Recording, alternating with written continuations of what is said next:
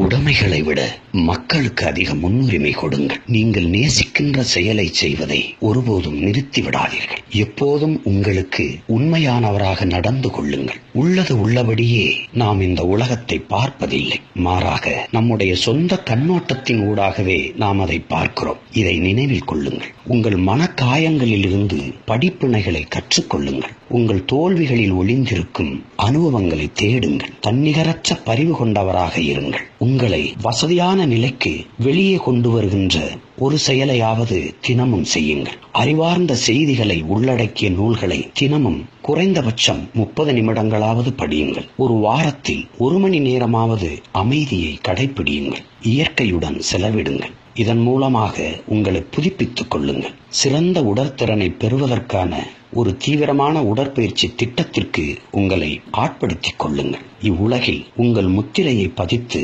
பெயர் சொல்லும்படியாக ஒன்றை விட்டுச் செல்வதற்கு உங்களை அர்ப்பணித்துக் கொள்ளுங்கள். ராபின் சர்மா.